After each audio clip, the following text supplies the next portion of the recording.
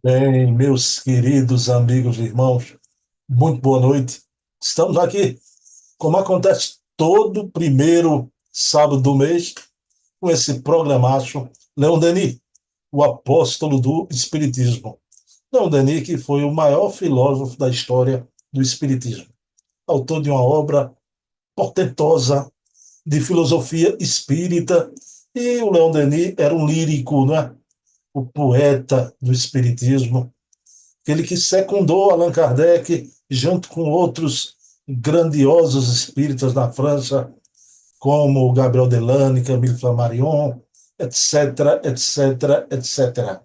E hoje a gente vai tratar aqui da vida do Leon Denis, um outro grande espírita francês. Sim, como não, né? O querido Charles Kemp, que hoje é esse bandeirante, esse desbravador do espiritismo em França, né? Um grande pesquisador, um grande palestrante também. A palestra, a conversação do Charles Kemp, sempre com muita calma, tranquilidade e sabedoria, não é? Ele fala baixinho, fala como quem ensina. É muito bom sempre estar com Charles Kemp aqui. Na noite de hoje, o programa vai ser sobre uma grande obra do Leon Denis, uma O Além e a Sobrevivência do Ser, essa obra notável do Denis. Só tem que o programa vai ter outras coisas também. Charles Kemp descobriu nos arquivos nacionais de França mais um documento importantíssimo nessa hora do espiritismo aqui no Brasil e no mundo, né? Que vem lançar luz, muito mais luz na questão da narrativa da adulteração da obra Gênesis, que não houve adulteração, né? Isso já foi comprovado também. E a gente vai conversar aqui sobre isso. A gente vai ver o estudo da noite de Leon Denis. E no final, eu vou trazer aqui uma novidade para o movimento espírita, que está sendo lançada essa novidade, né? Foi lançada essa semana, né? E aí tem a ver com Charles Kemp e outros dois grandes amigos do Charles Kemp. Um desses dois grandes amigos dele é também um grande amigo meu. Então, pessoal, o programa promete, né? Como sempre, eu e Charles Henri Kemp, Charles ministrando aqui, né? Suas descobertas, narrando aqui as suas descobertas para a gente, né? Sempre com muita distinção, né? Com aquela fleuma francesa, né? Aquela educação francesa. Ok. Pessoal, então vamos iniciar a reunião, elevando o pensamento a Deus, agradecendo ao nosso Pai de bondade infinita por mais essa oportunidade de mergulho nas fontes primárias, nos documentos de Allan Kardec, trazendo a verdade e dissipando as trevas. Então, pedindo permissão a Jesus, a quem tudo devemos, iniciamos a nossa reunião, o nosso programa da noite de hoje. Bem, meus queridos irmãos, 2 minutinhos, vou colocar aqui o querido Charles Kemp para conversar conosco. Bem, meus queridos amigos e irmãos, muito boa noite. Estamos aqui para mais um programa Leon Denis, o apóstolo do Espiritismo, sempre na companhia desse confrade espírita francês, co-irmão em nacionalidade do Leon Denis, e o Charles vem aqui trazer documentos, historiografia, fontes primárias, principalmente na noite de hoje, né? A gente já vai começar com o pé na tábua, né? Mas antes de mais nada, né? Charles Kemp, boa noite. Tudo bom, Charles? Como você vai? Boa noite, Bruno. Boa noite, bom dia, boa tarde a todos. Vou bem, graças a Deus, tudo em paz. Aqui na Europa, né, o outono já bem forte, né, o inverno se aproximando, mas isso faz parte, né, da natureza, das estações por aqui.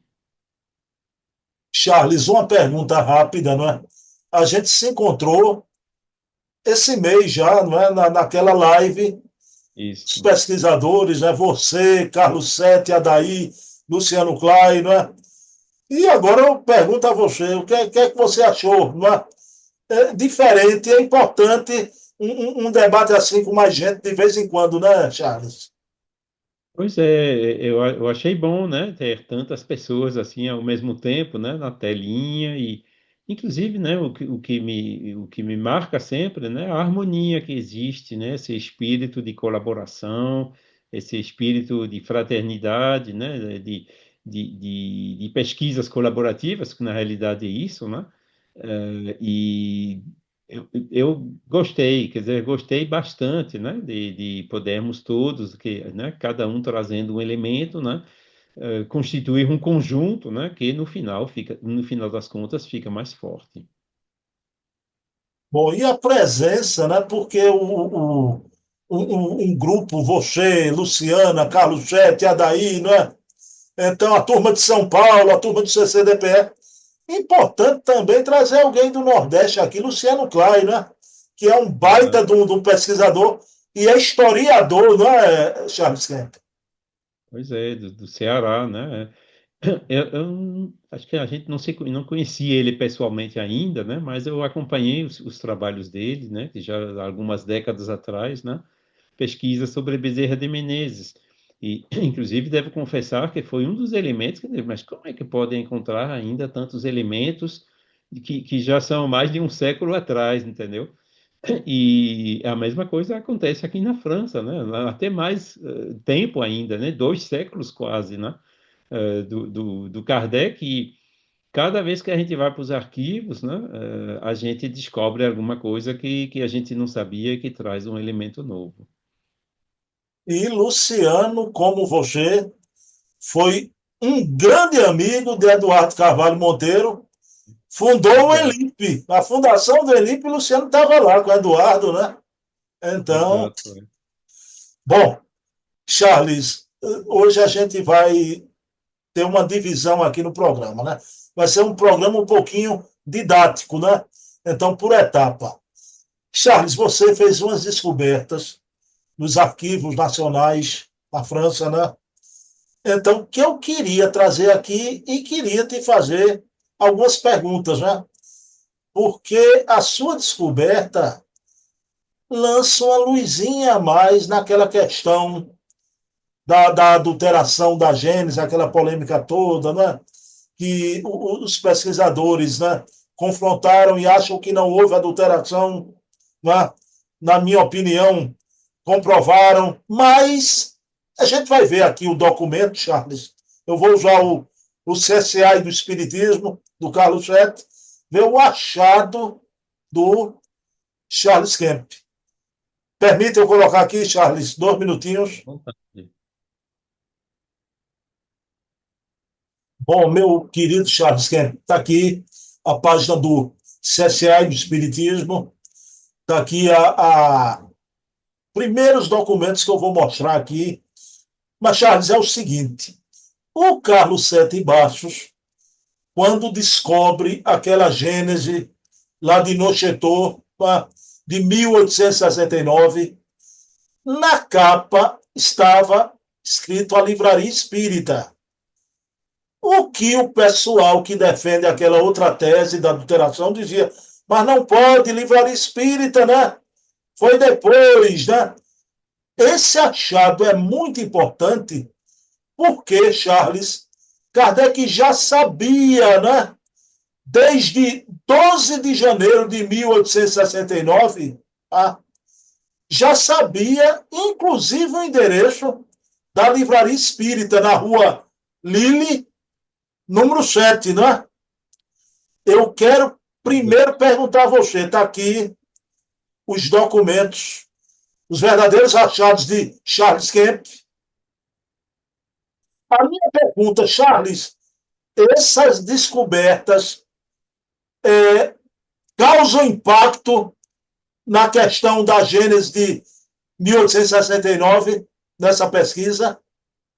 Pois é o que você falou, né, Bruno? Porque esse documento, não, o outro, né, onde ele pede o requerimento, né, para conseguir esse brevet, né, que data de 12 de janeiro de 1869, né, ou seja, antes quando Kardec ainda vivia, né, já menciona nesse requerimento, né, como pode ver ali, o endereço, né, 7 Rue de Lille, né, onde eles tinham com certeza já negociado, né, o contrato de aluguel, né, para transferir a livraria quando do vencimento, né, do aluguel do Passage Sainte-Anne, né, que era 31 de março de 1869, né?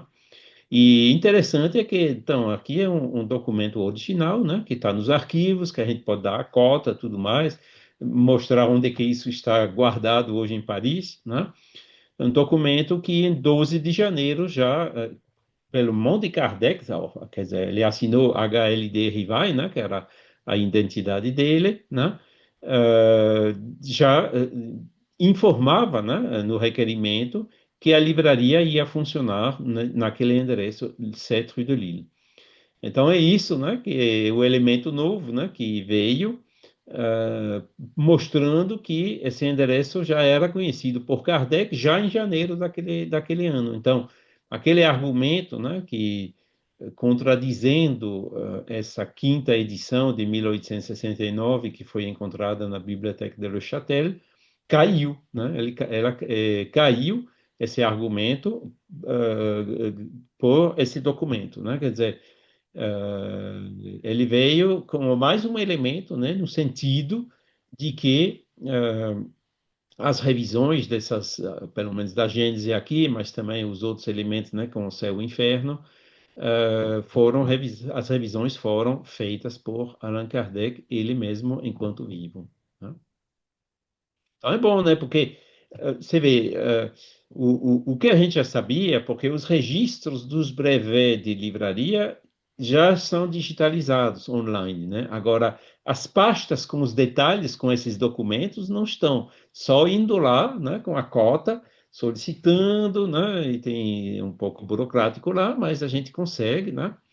Então, receber a caixa e abrindo a caixa, a gente encontra essas pastas com esses documentos originais. E esse documento aqui é o brevet que eles, então, eles deram um acordo, né? Deram o brevet para Allan Kardec e entregaram esse diploma aqui. Só que quando a Amélie fez o requerimento dela, depois da morte de Allan Kardec, ela mandou de volta lá, que esse brevet estava na pasta dos documentos da solicitação de Amélie para ela receber o brevet, né? E pode ver aqui está escrito no lápis em cima à direita, né? DCD, né? Quer dizer, falecido em 31 de março de 1869, né? Quer dizer, esse brevet era nominal, não valia mais, né? O Kardec tendo morrido, ela tinha que solicitar outro, o que ela fez no nome dela.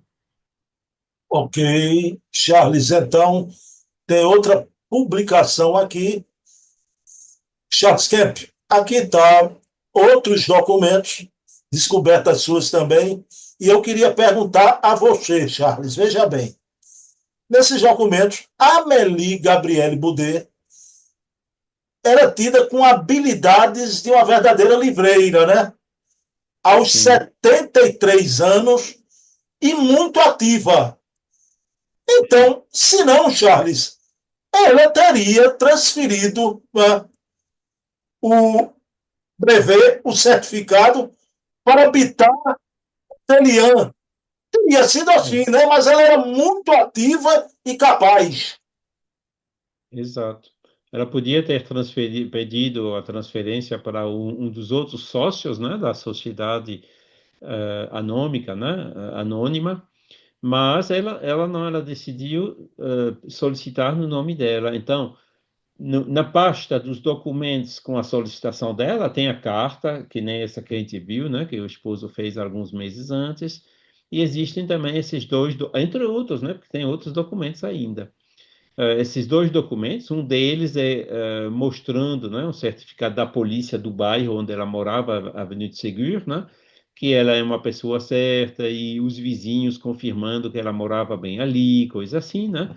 E esse segundo documento é assinado por 4 livreiros, né, que certificam que a Amélie tem a capacidade de administrar uma livraria, né? Então, isso fez parte do pedido, que foi então aceito, né, pelas autoridades, e a Amélie recebeu certamente, né, um brevet, que nem esse que a gente viu há pouco, né, que era do marido dela, só que esse outro brevet deve ter ficado lá na livraria, né, quando ela faleceu. Então, mostra que realmente ela assumiu, pediu para que o documento fosse, então, colocado no nome dela. Você vê aí, Veuve Rivaille, etc., né? E tem o tailleur, né, que morava lá, e outro vizinho, né, certificando que ela não era um fake, né, que morava realmente naqueles endereços. Então, quer dizer, a gente já sabia que ela tinha recebido a autorização, mas esses documentos, né, que ela enviou para a autorização são esses que são novos, né, e que trazem essas informações. Meu querido Charles Kemp, me diga uma coisa, esse achado, nessa grande descoberta, você estava no encalço ou foi ao sabor do acaso? As pesquisas sempre começam online, né? E no caso aí, o que já foi digitalizado foram os registros de brevet, né, quer dizer, em forma de uma tabela, uma lista com nome, etc., uma data, né, o brevet de livraria, isso já tinha sido digitalizado. Mas então, a partir dessas listas, a gente sabe que data, quem, a pessoa, etc., né? E aí tem outras cotas, né, onde tem os arquivos, justamente com os detalhes da documentação para solicitar e também da análise feita pela polícia, né, antes que a autoridade desse a autorização, né, da livraria. Então foi nessa segunda pasta, né, que foi fácil de identificar a partir da lista, que foram encontrados esses documentos. Agora, eh, eu fui ali nos arquivos nacionais. Uma, Paris não é simples, viu, para fazer pesquisa, porque tem arquivo municipal, arquivo nacional, arquivo militar, arquivo da prefeitura da polícia, arquivo das belas artes, ou seja, precisa, né, não há assim alguma coisa racional para dizer esse tipo de coisa está aqui, esse tipo de coisa está ali. Então a gente precisa ir de um para o outro, né? E eu fui lá nos arquivos da Prefeitura de Polícia. Esses têm muito pouca coisa digitalizado, então não pode fazer pesquisa fora de lá, tem que fazer as pesquisas lá mesmo, né, in loco. E foi ali, então, que pesquisando, eu também, bom, eu encontrei relatórios da polícia, né, policiais que eram infiltrados na Sociedade Parisiense de Estudos Espíritas e faziam relatório para as autoridades policiais do que acontecia lá dentro, né? Inclusive outros relatórios que eles iam nas cerimônias, né, do aniversário da morte de Kardec no Père Lachaise e faziam também, né, um relatório para as autoridades. Encontrei também, por acaso, né, outro relatório, né, que foi feito pela polícia de Toulouse quando Kardec visitou aquela cidade em 1862. E outro documento que eu encontrei também, entre aspas, lá em loco, né? Quer dizer, eu não estava procurando aquilo, né? Eu encontrei também informações, alguns documentos, mas isso foi essa semana, quer dizer, ainda não deu tempo de olhar direito, né?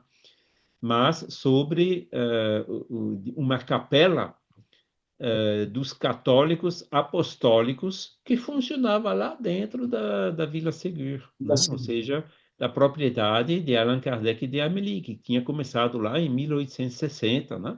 Era, como era um movimento religioso vindo da Inglaterra, pouco conhecido na França, eles estavam sendo vigiados, né, pela polícia e existem, então, alguns relatórios, né, alguns documentos que confirmam aquilo que a gente já viu em alguns livros depois, mas agora são as fontes primárias também daquele episódio que a gente encontrou, né? Bem interessante.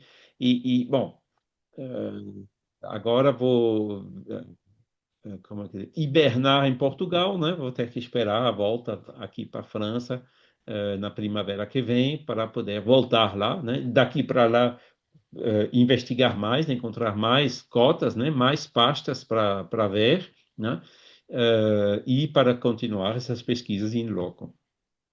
Ô Charles, me diga uma coisa, Portugal é tão pertinho da França.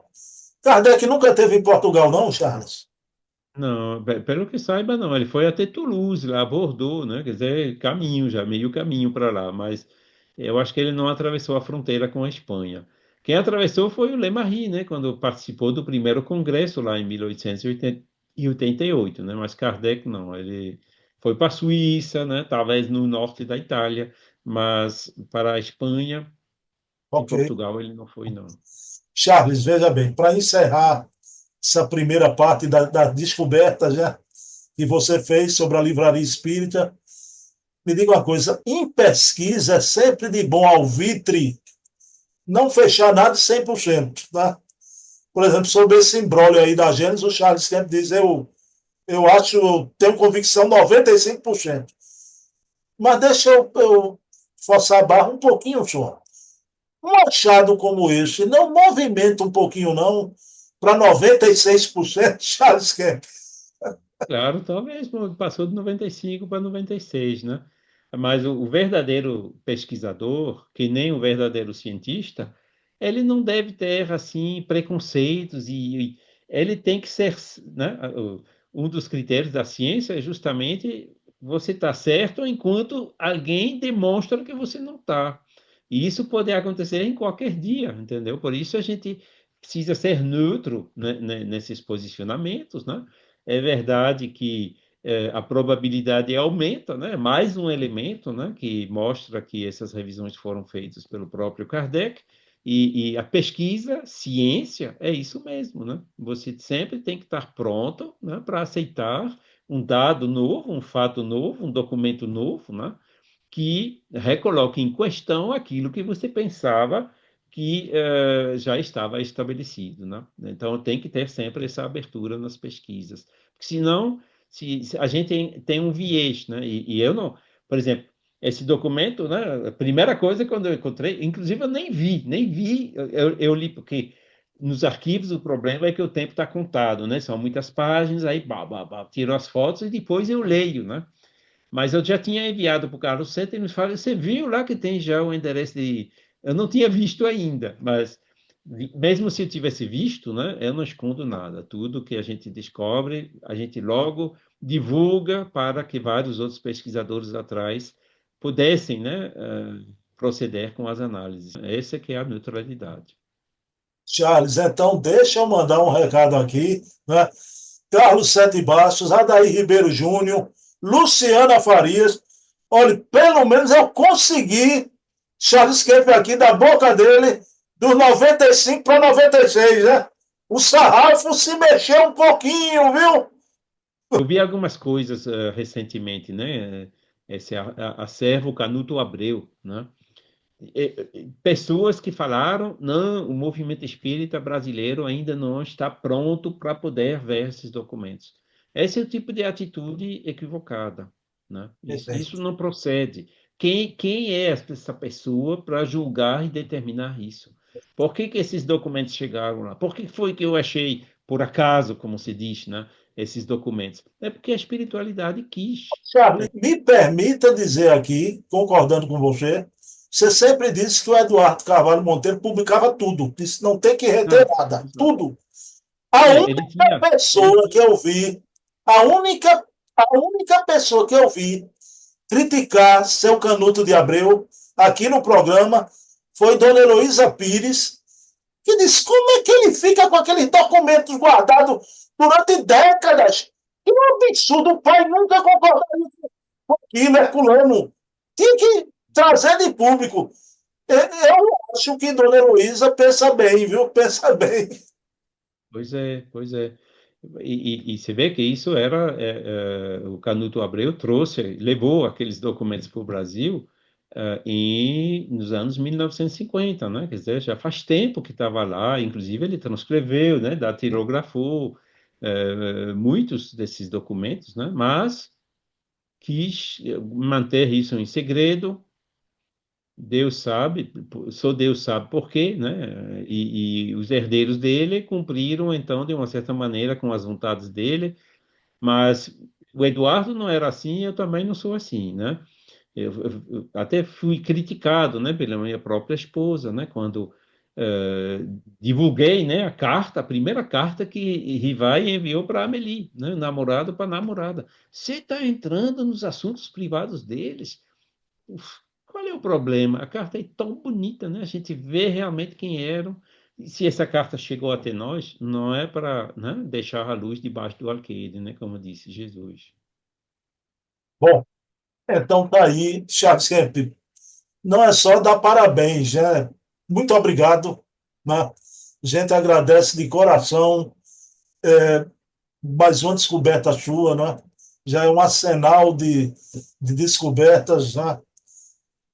Charles Kemp, você, quando desencarnar, futuras gerações vão comparar você a Cristóvão Colombo, viu? Porque haja descobertas no movimento espírita, né? Cada uma melhor que outra. Mas, Charles, vamos agora para o nosso tema na noite de hoje, o além e a sobrevivência do ser. Tá? Charles, hoje é um pouquinho mais restrito o tema. É isso que o Charles quer estar em mãos aí. O que é que você está em mãos aí, Charles? A edição original de 1913. Posso mostrar ele aqui? E pode. Vamos lá. 2 minutinhos. Pronto. Pronto, meus queridos irmãos. Charles, traduz isso aqui tudo, por favor. Além a sobrevivência do ser, novas provas experimentais por Leon Denis, né? Preço 25 centavos, né? Ele fazia bem baratinho, né? Paris, Livraria das Ciências Psíquicas, né? O 42 Rue Saint-Jacques, que era a livraria Le Marie, né? Do Paul, do filho do Pierre Gaëtan.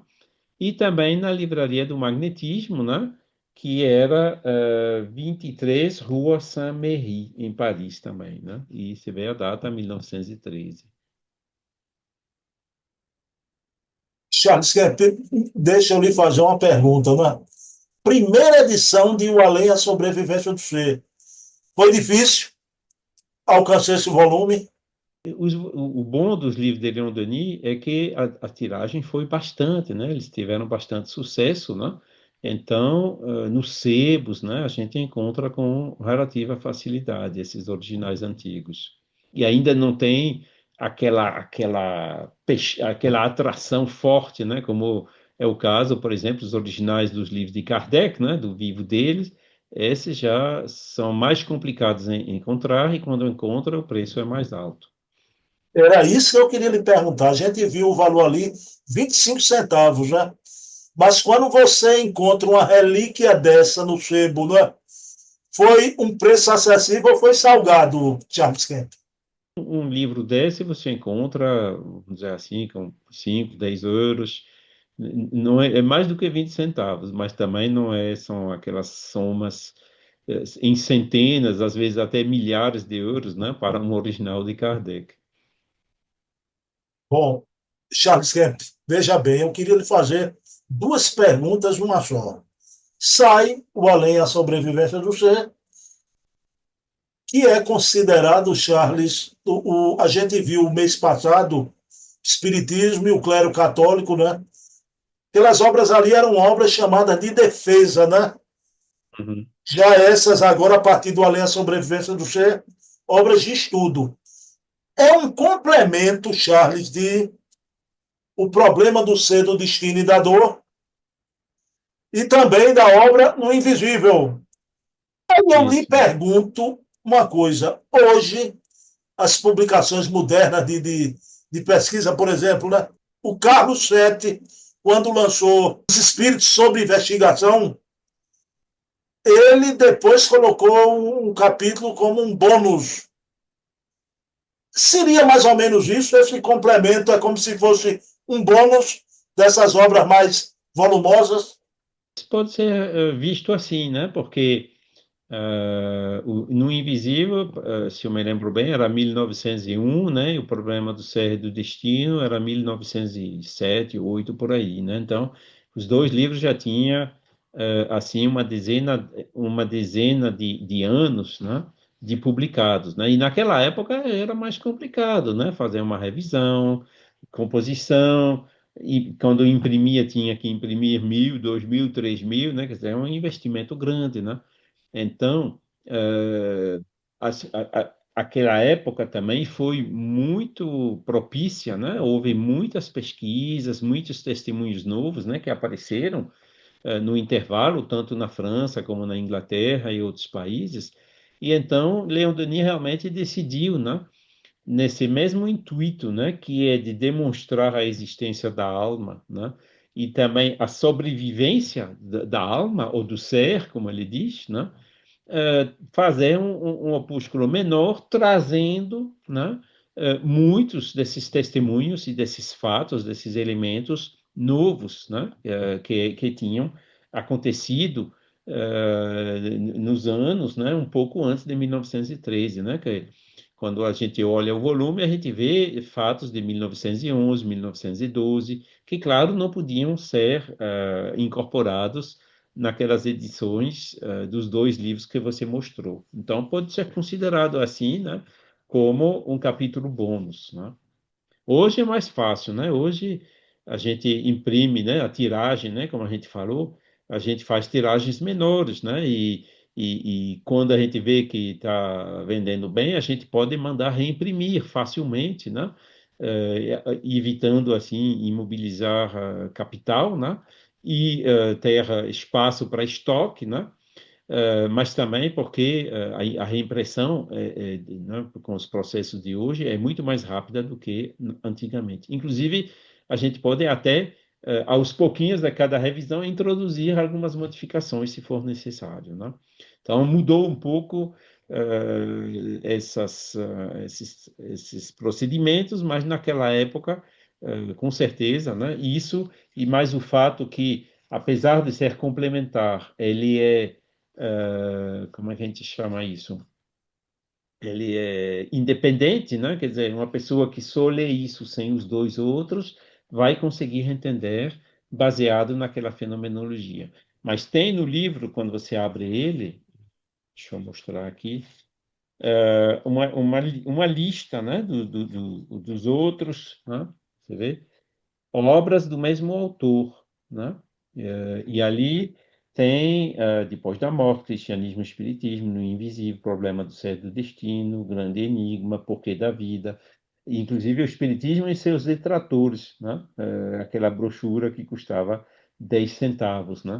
Ou seja, era um livro independente, mas que também chamava, né? Inclusive aqui no final, né?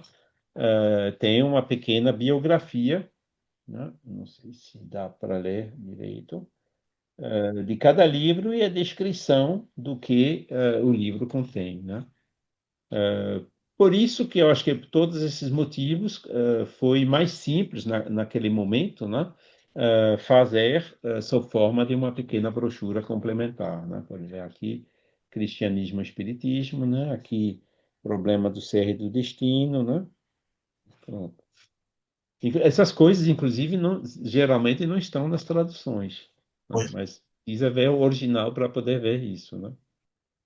Charles, Leon Denis, na obra O Além à Sobrevivência do Ser, demonstra que, uma a uma, as novas refutações da ciência oficial foram refutadas porque estavam aparecendo novos testemunhos em toda a Europa, na América. Charles, então, provas experimentais, é disso que trata, Charles?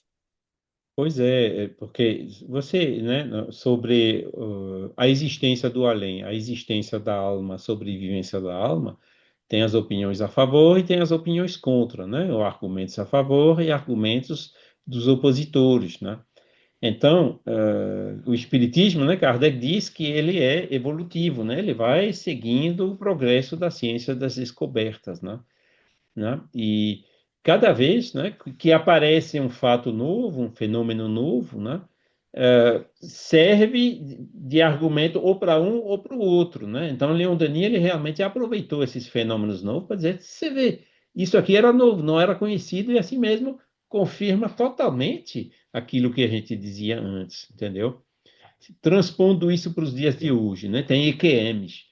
Na época já tinha EQMs, né? Porque EQMs já tinha no século XIX, quer dizer, não é coisa nova não, né? Mas apareceu, né? Depois do livro daquele Dr. Moody e também com os progressos da reanimação, né? Tem mais casos, né? Aí as pessoas dizem, agora pronto, a gente tem, não precisa mais do espiritismo. Não, o espiritismo confirma, é uma coisa que vem justamente confirmar o espiritismo, a existência da alma, emancipação da alma e tudo mais, né? Existência dos guias espirituais e, né? São tantos elementos nessas EQMs, né? Que vem confirmar aquilo que Kardec já escrevia há mais de um século antes, né? E quer dizer, uma maneira de proceder que continua, né, hoje. Apareceu a relatividade de Einstein, né? O livro dos Espíritos já disse assim, mais ou menos, né, que a matéria, né, é uma condensação do fluido cósmico universal, né? Ou seja, não é assim. A gente tem a ideia, né, dessa equivalência da energia com a matéria, né? E apareceu também a mecânica quântica. Até agora, nada contradizendo ao espiritismo. Até o espiritismo encontrando na mecânica quântica, né, algumas possibilidades, né, sobre como, de explicação de como que a alma, né, o perispírito consegue agir no corpo físico, né, através de reações quânticas nas nanoestruturas, né, das células do corpo humano, coisa assim, né? Então, quanto mais avança, né, o espiritismo não é contra o progresso da ciência, ao contrário, né? Quanto mais a ciência avança, quanto mais a gente tem elementos, né, de comprovação do espiritismo, ou, se for acontecer um dia, até agora não aconteceu, né, elementos para corrigir alguns aspectos do espiritismo, né, de acordo com esses elementos novos, né, a famosa progressividade da doutrina espírita. Charles, alguns programas atrás a gente viu a obra monumental O Grande Enigma. E Isso. você afirmou, e eu concordo, né, que é a mais bela obra de Leon Denis, O Grande Enigma. Aquele estilo eloquente, né, poético, maravilhoso. Já esse livrinho aqui, pequeno, fininho, 64 páginas já, Leon Denis num estilo rápido e atraente, tratando da questão da sobrevivência. Que estilo rápido e atraente é esse, Charles Kemp? Kardec, vamos dizer assim, tem um estilo mais acadêmico, né? Que é talvez um pouco menos acessível, né? Para todos os leitores, né? Leon Denis não, ele tinha um estilo mais assim poético, né? Mais de prosa, né? Que passa melhor até para pessoas que não estão acostumadas a essa linguagem talvez um pouco mais acadêmica, né? Então foi essa a linguagem, né? Um livro que realmente ele fez, né? Com fatos que são acessíveis, né? Compreensíveis, né? E para um público bem largo, né? Eu não sei se você leu algum livro recente sobre parapsicologia, né? Mas tem muitas palavras lá dentro que você precisa olhar a definição e, quer dizer, é que nem um livro de física ou de medicina, entendeu? Mas Leon Denis não fez assim, não. Ele realmente usou uma linguagem acessível para todos. Charles, eu li há pouco tempo atrás, reli. Charles, se você não leu, até lhe indico, porque você disse que estava gostando muito do estilo de Herculano Pires, né? Sim, Herculano tem um livro, Charles, para psicologia hoje e amanhã, mas sim. traz esses termos todos mesmo. Eu acho que eu não tenho esse livro, não, mas eu vou ver se eu encontro. E ele traz esses termos, né? Né? Metapsíquica, percepções extrasensoriais, ou fenômenos psicapa, né? Quer dizer, metagnomia, quer dizer, é, é, é, problema da ciência geralmente é isso, né? Que que eles se fecham, né, dentro de um vocabulário que as pessoas de fora têm mais dificuldade de entender os conceitos realmente, né?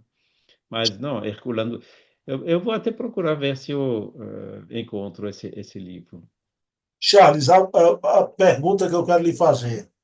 O tempo, o tempo esgotou o sucesso dessa obra? Porque, bom, a gente no movimento espírita francófono não imprimiu ainda, por quê? Porque existem outras editoras que imprimem, né? Então, se está lá, quer comprar, vai lá e compra, entendeu? Ele continua sendo editado, né, por algumas editoras que editam alguns livros espíritas, mas que editam também outros livros, né? E até hoje, né? Quer dizer, enquanto que os outros livros, por exemplo, Depois da Morte, agora sim, agora você encontra editoras assim, mas que fazem um demand pela Amazon, né? Inclusive eles pegam os arquivos da gente, né? Que a gente coloca gratuitamente lá, e depois vendem livros reimpressos, né? Mas não estou falando daquelas, não, né? Estou falando realmente de editoras, né? Tradicionais que continuaram fazendo. Depois da morte também tinha até pouco tempo, né? O Joana d'Arco, né? Agora, o Grande Enigma, por exemplo, né, a gente imprimiu, né, para ter ele em livro de papel, né, porque não tinha mais sido editado. Agora, esse não, esse a gente não fez ainda, porque ainda tem, né, dos outros. Charles, veja bem. Naquele programa que a gente fez com os pesquisadores, né, você deu um presente para a gente e os pesquisadores, né, porque foi offline, né? O Charles mostrou um vídeo de Leon Denis, né?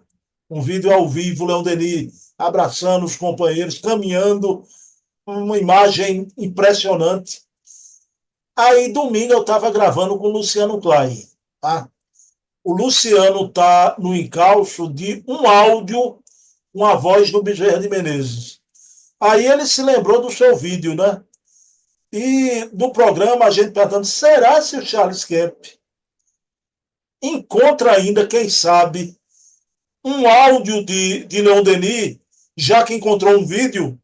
Será possível isso, Charles? Ouviu? Agora precisa. Esse vídeo eu encontrei numa fundação, né? Fundação Albert Kahn se chama, né? Ela fica lá na cidade de Boulogne, né? Perto de Paris, no subúrbio de Paris. Quem quiser ver o vídeo, vai lá, marca e solicita para ver o vídeo, pode ver lá numa tela, né? Ele não pode ser ainda de domínio público, porque eles não têm certeza de quando o realizador morreu, né? Mas até nisso eu dei uma ajudazinha, né? Eu tenho quase 95%, talvez 96%, né? Como a gente diz, certeza que de fato ele morreu em 1951, ou seja, já poderiam colocar para download, né, no website dele, que nem fizeram com os outros filmes. Ainda estou aguardando a validação e assim que tiver a boa notícia, aí o link vai circular aí pelas mídias que frequentam nossos irmãos do Espiritismo, né? Mas então eu encontrei num banco de dados e de filmes, né, que existem. Agora é preciso também pesquisar nos bancos de áudios, né, se existem e se eles poderiam ter esse tipo de gravação, né? É possível que apareça um dia, né? Eu não, Deixa eu lhe fazer uma você me pergunta. deu até o Luciano Klein, né? Sempre, né? Coloca né? Quando a gente encontra alguma coisa, a gente fica puxando, né? Para encontrar mais coisas. E eu vou cuidar disso, né? Ver já online o que se encontra e depois ir presencialmente lá, onde for necessário, né? Para ver se realmente aparecer alguma coisa. Ô, Charles, me responda uma coisa. Antes de encontrar o vídeo, o que seria mais fácil de encontrar? Um vídeo de Leon Denis ou um áudio? Está no mesmo Acho que, patamar? eu acho que o vídeo, né? Porque o vídeo é mais valorizado, vamos dizer assim, né? Mais aparente, né?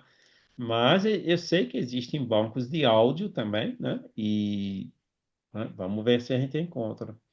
Essa Fundação Albert Kahn, por exemplo, ela não tem vídeo, áudios, só tem foto, imagens, né? Coloridas, inclusive, daquela época, e vídeos. mas não tem áudios, né? Mas eu sei que existem outros onde tem áudios. Bom, Charles, vamos agora para o terceiro e último momento aqui do programa de hoje, né? Eu ansiava por uma coisa, viu, Charles? Olha, a gente, nesse boom da pesquisa no Brasil, né? O Paulo Henrique Figueiredo lá com as obras dele, né? Depois a gente teve as obras de Carlos Chet, Luciana e Adair com o livro de Torteroli, né? Luciana em coautoria com o livro da Gênese. E eu me perguntava, eu digo, será que não vai sair um livro com Charles Kemp, de Charles Kemp, né? E finalmente, né? Poder da mente de todo mundo querendo isso, foi lançado um livro importante, tá? Sobre a história do Conselho Espírita Internacional no período do Nestor Mazotti e o César Pérez de Carvalho, né? E o querido Charles Kemp foi presidente do Conselho Espírita Internacional. É um livro de coautoria com César Pérez de Carvalho e com Dona Elza Rossi. Posso mostrar essa capa aqui do seu livro, Charles Kemp?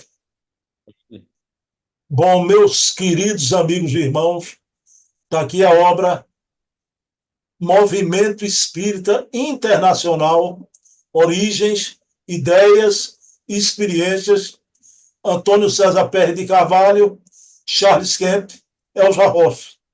Editora CCDPE, Centro de Cultura, Documento e Pesquisa do Espiritismo, Eduardo Carvalho Monteiro. E veja bem, claro que a experiência, o extrato do tempo, foi naquele período do César Perry, do Nestor Mazotti, o Charles como presidente do Conselho Espírita Internacional, mas é uma obra sobre o movimento espírita internacional. Origens, ideias e experiências. Né? Vou voltar aqui para o Charles Kemp para a gente conversar sobre essa obra. Pronto, meu querido Charles Kemp, né? De que trata essa obra, né? Como você diz, né? Conta as origens, né? Os ideais, né? Que foram que existiam, né, na hora desses passos todos, né? E nós aqui na França, nós digitalizamos as revistas antigas, né? Sempre naquele website da Enciclopédia Espírita, né? Spiritisme em francês, né? Ponto net, N-I-T. E ali, né, foram digitalizados também as revistas espíritas e outras revistas dos anos 70, 80, 90, né, 2000 até, né, vai até 2018, se eu me lembro bem, que realmente relatam, né, essa história. Você falou, né, na época do Nestor Mazotti, do César Perry, de Elza Rossi e meu, né? Na realidade, foi até no período de Roger Pérez, né? Porque antes de existir o SEI, né, o Conselho Espírita Internacional, existia uma Confederação Espírita Europeia, né? Que foi criada na década de 1980, né? Com França, Portugal, Bélgica, uh, e, e Suíça, se eu me lembro bem, né? A Terezinha, ou Inglaterra, né? Com a Janet. E pronto, são esses primeiros passos que eu já ia contando, né?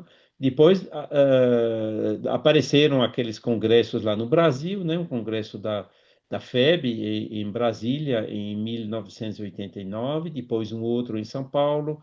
Houve também um congresso dessa Confederação Europeia em Liege em 1990, né? E foi ali realmente que o pessoal se encontrou e definiu as bases, né, para fundar uma entidade não mais somente europeia, mas internacional, né, que foi o SEI, que foi fundado então em 1992. Eu mesmo já estava na França naquela época, não participei daquele congresso lá em Madrid, né? Mas quem participou foi Eza Rossi. Eza Rossi estava lá, né, naquela fundação do SEI, né, que foi feita com 7 países, né, inclusive com a Itália, com Guatemala, com Brasil, Argentina, né, Espanha, França e Portugal, né, que fundaram o Conselho Espírita Internacional. Eu mesmo os primeiros contatos foram um pouco depois, né? Quer dizer, essa primeira parte foi o que eu levantei dos arquivos daqui das revistas antigas, das atas, dos boletins, né, que já existiam. Eu mesmo comecei a participar em 94 e principalmente no congresso, o primeiro congresso espírita mundial organizado pelo SEI, que foi em 95 em Brasília, né? E o primeiro secretário-geral foi o Rafael Molina da Espanha, né? Nestor Mazotti só tornou secretário-geral naquela reunião, né? Em 1995, né? E aí o SEI foi continuando, crescendo, se desenvolvendo, né? Aumentou, chegou até 30 países membros, né? Houve o segundo congresso no Portugal, o terceiro na Guatemala, o quarto em Paris, né? 2004, foi lá que eu conheci Eduardo Carvalho Monteiro.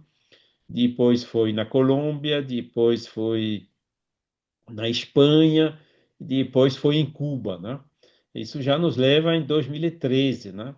E 2013, Nestor já tinha se afastado, né? Por causa da doença dele, né? Que apareceu em junho de 2012, né? Foi lá na reunião que a gente tinha em Montreal. E depois, bem, eu era primeiro secretário, tive que, ah, como que diz, suceder, né? Porque na ausência do secretário-geral, é o primeiro secretário que assume, né? Depois fui reeleito na Assembleia de Cuba e fiquei, então, um mandato de 3 anos, né? Até 2016, no Congresso, né? Que aconteceu, novamente em Portugal. Mas aí, bom, enquanto o Nestor estava ali, era uma fase realmente de crescimento, né? Com muitas atividades, a fundação de uma editora, de uma TV espírita. Naquela época não tinha YouTube, não, né? A gente fazia reuniões virtuais, era Paltalk, depois era Skype, e depois era Webex. Quer dizer, não tinha Zoom, essas coisas não existiam, né? Era realmente coisas pioneiras naquela época, né? Só que a partir de 2010, aí houve uma situação um pouco mais complicada, né? E o SEI perdeu, por pressões, né, de alguns dos membros, perdeu aquele fôlego, né? E a única solução era no sentido de descentralizar, né? Por isso que houve uma Edicei Europa, Edicei Latino-Americana, Edicei Argentina, Edicei em Miami, né, nos Estados Unidos, né, que trabalhavam assim para o SEI, né? Só que depois da partida do Nestor e também quem substituiu foi o César, né? O César também não foi reeleito como presidente da FEB em determinado momento. Ali realmente as coisas ficaram mais complicadas, né? A gente sentia pressões, né, se opondo ao projeto que eu tinha de uma verdadeira internacionalização do SEI, né, de fazer do SEI uma entidade internacional reconhecida, né, num país que tem essa faculdade, né, de reconhecer internacionalmente uma entidade, né, que no caso a gente tinha escolhido na Suíça, né, onde tem a Cruz Vermelha, tem a ONU, tem um monte de instituições assim internacionais, só que isso infelizmente não pôde ser levado a cabo, né, por conta dessas pressões. E foi a partir dali então que eu decidi, eu mesmo, né, meu mandato vencendo, dizendo não, eu não vou mais me apresentar, porque bom, os companheiros pensam que tem que seguir uma orientação diferente, né? Também não queria atrapalhar e que eu reconheço. Então, a gente realmente traça, né? No meu ponto de vista, os dados que eu recolhi, o César e Elza também, né? Essas fases, né? Do crescimento, né? Depois de estabilização e depois de uma certa decaída, né? E hoje bom, o SEI ainda existe, né, mas tem vários países que deixaram de ser membros do SEI, por exemplo, Colômbia, Argentina, Bélgica, Reino Unido, não são mais membros do SEI, saíram porque justamente não concordavam com essas novas orientações, né, que perderam, né, a neutralidade, né, esse aspecto multicultural, né, e por isso decidiram se afastar, né? Agora, desde lá para cá, não sei realmente o que aconteceu, porque como eu me afastei, eu tenho poucas informações, inclusive sobre o que está acontecendo hoje em dia. É por isso que a gente retraçou esse histórico, né, de mais ou menos 1985, né, até 2016 e 18, né, nesse livro, né, para que isso sirva, né, de informação, né, de experiência, né, o que deu certo, o que não deu certo, né, o que ajudou, o que atrapalhou, né, como subsídio, né, para refletir, né, no futuro do movimento espírita internacional, né, de como que a gente pode estruturar, né, evitando, né, esses elementos de desagregação que apareceram naquelas oportunidades. Carlos, essa minha pergunta para você, eu tenho três perguntas ainda, seria a última, mas eu vou trazê-la já para esse momento, né? Por tudo que eu depreendo o que você falou, o que a gente imagina é que o movimento espírita não tem mais como teve aquela coordenação internacional, morreu. A gente ficou sabendo que tentaram até impor do Brasil para o movimento espírita internacional um modelo de estudo da mediunidade, era uma coisa imposta. Isso, essa dificuldade toda, o que atravancou a continuação desse projeto, digamos assim, foi essa atitude mais autoritária da Federação Espírita Brasileira. A gente podia falar isso?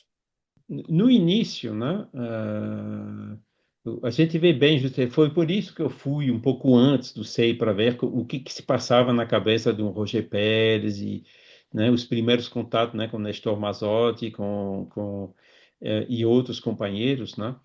Ah, eles tinham um pouco de receio, né? Porque a FEB era né? O receio deles era que a FEB controlasse, né? Que quisesse controlar o movimento espírita mundial, né? Porque o que está certo no Brasil, né? Eu já repeti isso várias vezes aqui. Se fizer um copy-paste e pensar que vai dar certo aqui na Europa, você se engana, né? Porque a cultura é diferente, a percepção da religião é diferente, né? Esse aspecto religioso foi aquele que mais apareceu naquelas trocas, né? Aqui apresentar o espiritismo como religião é altamente contraprodutivo, né? Inclusive está começando a ter o caso também com os jovens no Brasil, né? Como mostrou o último censo, embora tenha outros fatores também ali dentro, né? E no início, né, aquelas ajudas e contribuições da FEB, né, que generosamente, eu digo isso assim, né, colocou à disposição do SEI muitos documentos, era mais assim como ajuda, não como a imposição.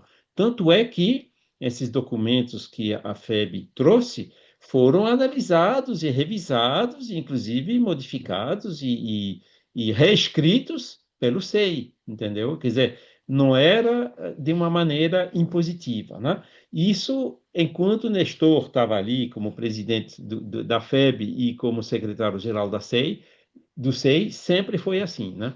Foi depois, né?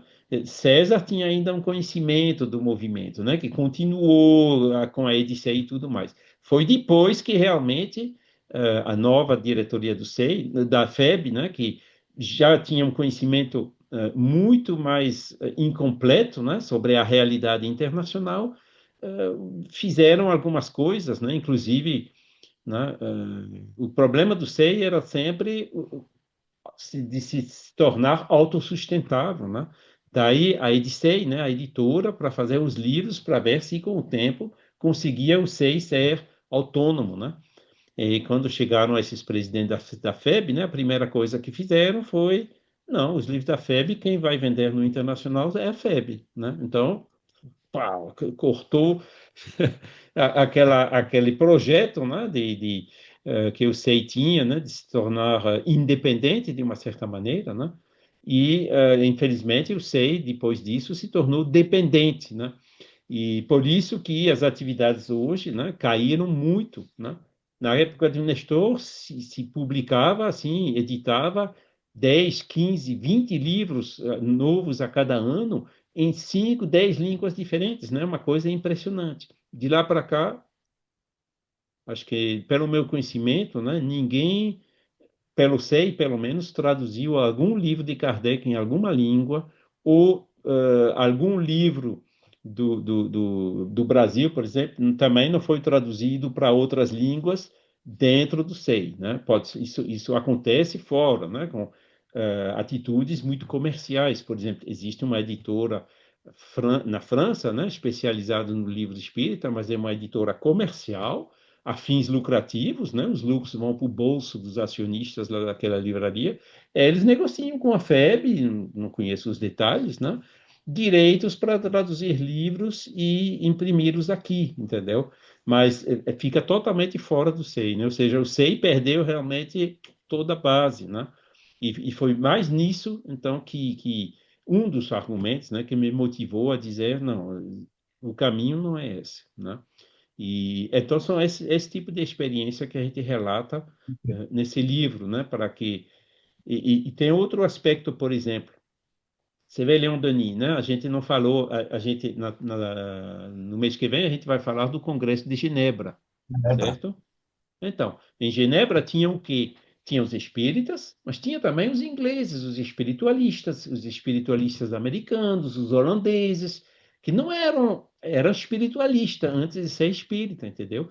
E a primeira Federação Espírita Internacional que foi criada, isso a gente vai falar também, eu acho que numa das próximas lives, né? E depois da Primeira Guerra Mundial, inclusive esse congresso do filme que a gente acabou de falar com Leon Denis, né? Era um congresso que tinha Arthur Conan Doyle, tinha os ingleses, né? A Federação Espírita Internacional agrupava não somente os espíritas, inclusive com viés religioso do Brasil, né? Tinha muito mais largo, né? Enquanto isso, quando vê o SEI hoje, né? O SEI tem olheiras, né? É muito mais. Foi outro aspecto, né, que eu queria incentivar nessa abertura, mas que também não foi aceita, né, pela maioria dos membros, inclusive, né, esses que muitos deles são brasileiros expatriados, né, que dirigem a Federação dos Países Europeus, né, e que seguem, né, uma visão assim mais brasileira, mas que não é universal. O SEI, né, uma federação internacional, tem que ser aberta internacionalmente. E tem um problema também, né? O espiritismo cristão. Cristão significa que 2/3 da humanidade você já coloca de fora, né? Porque tem 2/3 da humanidade que são islamistas, hindus, budistas, então, não são cristãs. Então, o espiritismo cristão fala para esses também, e já vai colocando um empecilho, né, para o contato com ele, né? Então, é essa falta de abertura, né, que, no meu ponto de vista, enfraqueceu o SEI e fez que ele está agora mais numa fase decadente do que crescente. Charles, mais duas perguntas. Veja bem, né? O cristianismo forneceu seus heróis, seus mártires, né? Pelo que eu vejo, o espiritismo também, ao longo do tempo. Ah, você falou aí, en passant, de um congresso espírita realizado em Cuba. O Livro dos Espíritos, Kardec diz, né? Aliás, interrogando os espíritos, né? Jamais houve um povo ateu. Jamais houve um povo ateu. Houve sim estados ateus. Tá? Então, quando você fala num congresso em Cuba, que vive uma ditadura, uma dificuldade de liberdade de expressão e, por certo, alguma dificuldade de liberdade de crença, eu queria que você falasse dos teus irmãos espíritas cubanos. Quer dizer que é um trabalho, deve ser um trabalho muito bonito, né, Charles Kemp? Pois é, mas é uma coisa absolutamente incrível, mas é real. Depois do Brasil, o país onde tem mais grupos espíritas e espíritas é Cuba, né? Não parece, mas é. Veja bem, quando fui lá em 2013, sabe quem foi que veio? Eu era secretário-geral, né, do SEI. Sabe quem foi que veio me pegar no aeroporto? A ministra das Religiões de Cuba. Eu pude conversar com ela, né, até chegar ao hotel. Eu perguntei a ela, mas como é que vocês, né, o governo cubano, né, comunista ainda, né, Fidel Castro já tinha ido, mas, né, Raul Castro, né, comunista, vocês apoiam o espiritismo? A resposta dela foi muito clara. Ela disse: Espiritismo é uma doutrina que incentiva a fraternidade, a caridade, que é pacífico, por isso apoiamos o Espiritismo. E então foi isso. E um congresso, houve um pré-congresso que, infelizmente, naquela época eu trabalhava, não pude ir, né, onde o pessoal foi justamente para aquela parte oriental da ilha, né, onde tem o maior número de grupos espíritas. Mas os relatos são incríveis e fantásticos, né? As pessoas lá tendo livros, livro dos espíritos que já tinha 50 anos de idade, que nem relíquias liam aquilo tudo, né? E foi por isso que, né, conseguimos o Nestor, né, e o Edwin Bravo da Guatemala, né, e o Manuel de la Cruz lá que é um cubano que mora em Miami, a gente já tinha se organizado para enviar container de livro para Cuba, de livros espíritas, né? E foi realmente uma coisa totalmente surpreendente e inesperada, né? De ver o quanto o espiritismo se desenvolveu em Cuba. Eu, infelizmente, agora que estou um pouco mais distante, né, do aspecto internacional, não tenho notícias recentes, né, porque Cuba evoluiu bastante, né? Já não era mais como era antigamente, né? Mas muito provavelmente, né, essa situação não se reverteu, né? Ainda devem existir lá. Inclusive, a gente tem contato com alguns deles, a gente conhece um cubano que mora na Bélgica, que de vez em quando vai lá e nos traz notícias que realmente continua forte o movimento lá. Bom, Charles, eu não podia deixar de falar, né? Você falou em Roger Perret, Nestor Mazotti, César Perry, você. Eu queria falar um pouco, saindo de Cuba, dos espíritos pobres, mais heróicos, já, indo agora para o país da realeza, né? Inglaterra, porque ela viveu muito tempo lá, divulgou muito espiritismo lá.